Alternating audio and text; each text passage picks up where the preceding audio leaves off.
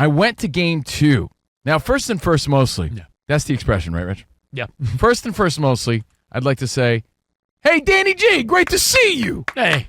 Hey, happy Monday. Yeah, happy for you, Dodgers fan. Io Samuel. Hi, Sam. Hi, Sam. Hey. Hey, how are you? I'm great. Jay Stu's hanging out. I see Dan Byer. He's got your updates. Spotty's on the videos at Covino and Rich. Elijah, the whole video team, hard at work at Fox Sports Radio at Covino and Rich. I want to say thank you to Fox Sports Radio, Rich.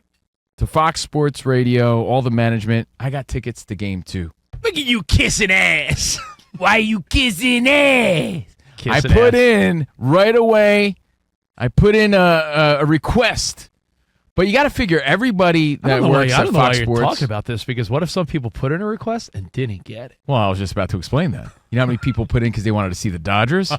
I was the only guy that put in and said, yeah, I'm here to support the Yankees. Yeah, that's it, Ticket. Because I'm the lone Yankee fan in a sea of Dodger blue. And let me just say this.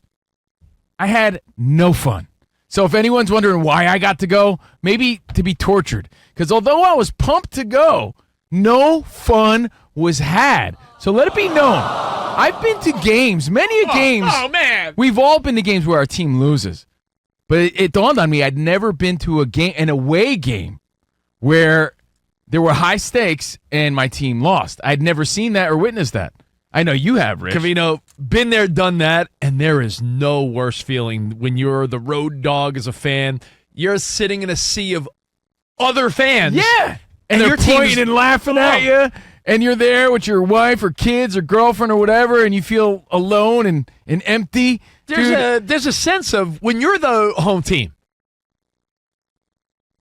If you're at Soldier Field and the Bears lose, if you're walking out with all Bears fans, right, there's a sense of camaraderie in the loss. Like, oh, man, bummer. You're all just sort of somberly walking out of there. Now, if you go check out the Bears at Lambeau and you lose, you're the one sad clown walking out in a Bears jersey. Dude, the second the Yankees lost game 2. Oh. Again, another heartbreaker because on Friday they were 1 out away from the win.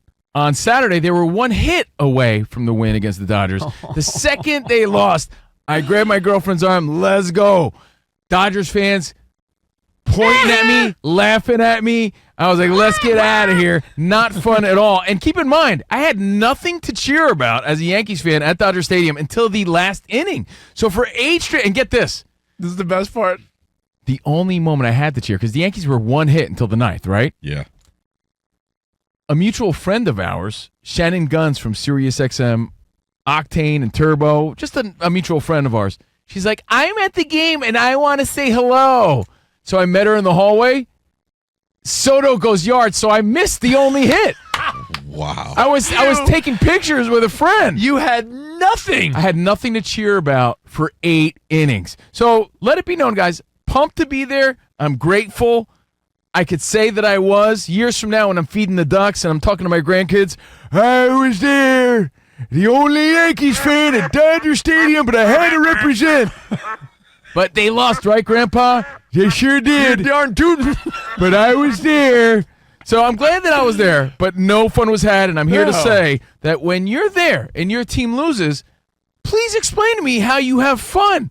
There's no way you could be a real fan and say you had fun in moments like that. It's a rough stretch to say, that was a good time. Listen, I went with my kids and my wife, the 4 of us, when the Mets lost to the Dodgers. And you're right, it's a very empty feeling. If you've never experienced it, because when you really do dig in a little bit more, how often, unless you go on like an annual bros trip or take the family out of town, 99% of the time, I'd imagine you're seeing your favorite team at home. Yeah. So I was away representing. And then as I left the stadium, again, it's just me and my girlfriend, right? I must have walked past like Cholo Corner or something because all these hardcore Cholo dudes were like, yo, Yankees fan, yo, they're Fugazi, right? Forget about it. They're giving all this East Coast lingo, throwing it at me. Like, oh, yeah, Yankees, tough, yeah. Patting me on the back, getting a little touchy, like really poking. No, I'm like, yeah, way to go, brother. You guys really brought it tonight. Gabagool. Yeah, gabagool, right? Yeah, forget about it. What did you wind up wearing, Covino? Because you talked about this last week. Okay, so we had a lot of World Series questions on Friday. If you missed any of our shows, catch it on the podcast. We said, do you wear the opposing team at the opposing stadium? Do you wear the jersey? Of course. I wore the away jersey because they played away. You don't wear the pinstripes to Dodger Stadium. See, there's no rule there. You wear whatever jersey you want to represent your team. Yeah, but that's also like you're not on the team. You're not matching Aaron Judge. That's I don't know. I feel like you're wrong. Me and Glaber are matching. I think you got to wear the jersey. Verdugo, Twin Hey, Teams. he watched You know what I every think? single Yankees game this past season. He's part of the team. Yeah, okay? I mean, that is true. I think you can't afford an away jersey. That's what I think. You don't wear the pinstripes to an away stadium. Listen, hotshot. This is your first road game where they lost, so relax. It's not my first road game ever. This is my first World Series road game where they lose. So now I wore the away jersey, and it was nice. No one bothered me really until the end. Right? Clay Holmes were the same. And I could tell my girlfriend was really uncomfortable. She was like, "You got to take it off," and I was like, "No, F them." So I was trying to do my angry Oh strut. my God, my boyfriend roots for losers. Yeah. Then you're like, why don't you take it off? And you know what? We said, do you cancel plans? I canceled. I had a birthday party on Saturday. And there was a magician and a clown there and everything, and I canceled. Captain Crossbones. I told them to save my loot bag. But I canceled, and I was able to go afterward, so that was kind. And I wasn't going to go because I was so grumpy, but I ended up going. He was grumpy. But we I was posed, we posed a lot of questions on Friday's show, but it all worked out well. Yeah. Just they didn't win. I will tell you this, though. Not everything is doom and gloom because the whole World Series started with a boom. Oh, this was the one highlight of Steve Covino's no good, very bad Yankees weekend.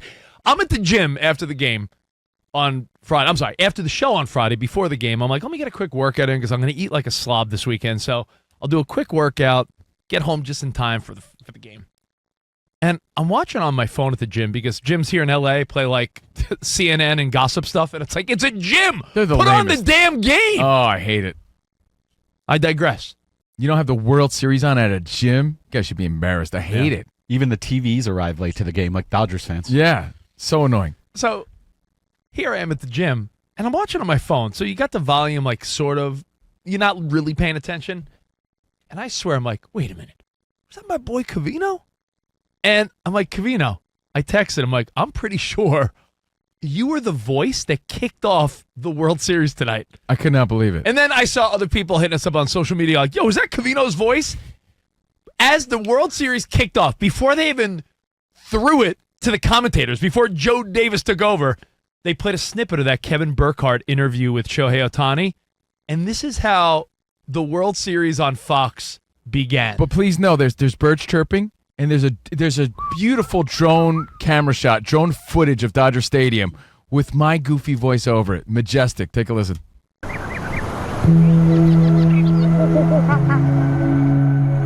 I'm here to say there's a new standard in town, and his name is Shohei Ohtani. He is a superstar. It is a winning franchise. Perfect symmetry. Shohei, how you doing? Pleasure. And then Kevin Burkhardt and Ohtani do the interview. Wow. But I can't tell you how many Fox Sports Radio listeners and friends of ours. And you were talking about your Dodgers, which is amazing. Oh, that's what's crazy about it, right? I'm like, did I jinx the Yankees? I'm convinced that's AI. I was they like, just took Covino's voice and made him say whatever they wanted to. dude, please, let me explain everything I was thinking as well. I'm in my car because I'm running late. I dropped my daughter off at her football game. She's a cheerleader. I get in the car, ready to get home to watch the World Series, and I hear this on my Bluetooth, and I'm like, was our podcast just playing? What was it? Was that me? And then I hear Cowherd's voice. I'm like, stars and stars. Stars. And the stars are stars. And I was like, whoa. And then my phone's going off, and then Rich calls me. He's like, did you hear that? I'm like, yeah, that was me, right? Dude, what a surreal feeling. And then everyone's like, yo, did you know? And I'm like, no, that was a total surprise, which teaches a lesson. You never know who's listening. You know, Always bring your best, always bring your A game, and always talking sound bites. It's funny you should say that because I was just about to say, this is a World Series for the ages. Oh, good one, Rich. Yeah. Wait, that didn't sound natural enough. Yeah, Rich. maybe they'll use it. You know what I always say? Take two. Legends aren't born; they're created in the postseason. Oh, good one.